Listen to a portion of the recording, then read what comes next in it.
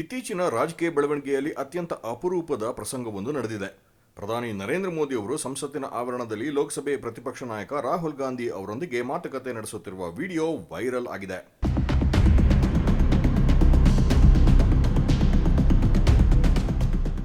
ಪ್ರಧಾನಿ ನರೇಂದ್ರ ಮೋದಿ ಮತ್ತು ಲೋಕಸಭೆ ಪ್ರತಿಪಕ್ಷದ ನಾಯಕ ರಾಹುಲ್ ಗಾಂಧಿ ಒಬ್ಬರಿಗೊಬ್ಬರು ಕಟು ಟೀಕಾಕಾರರಾಗಿಯೇ ನಾಡಿನ ಜನತೆಗೆ ಪರಿಚಿತ.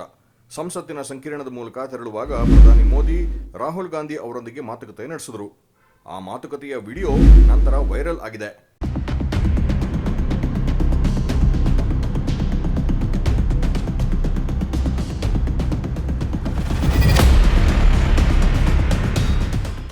ಸಂಸತ್ತಿನ ಮೈದಾನದಲ್ಲಿ ನಡೆದ ಮಹತ್ವದ ಕಾರ್ಯಕ್ರಮದಲ್ಲಿ ದೇಶದ ಎಲ್ಲಾ ನಾಯಕರು ಸಭೆ ಸೇರಿದ ಪ್ರೇರಣಾ ಸ್ಥಳದಲ್ಲಿ ರಾಜಕೀಯ ವಿರೋಧಿಗಳ ನಡುವೆ ಮಾತುಕತೆ ನಡೆಯಿತು.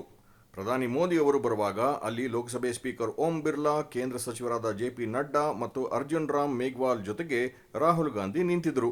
ಎಲ್ಲರಿಗೂ ನಮಸ್ಕರಿಸುತ್ತಾ ಸಾಗಿದ ಪ್ರಧಾನಿ ಮೋದಿ ಅವರು ನಂತರ ರಾಹುಲ್ ಅವರತ್ತ ಮರಳಿದರು.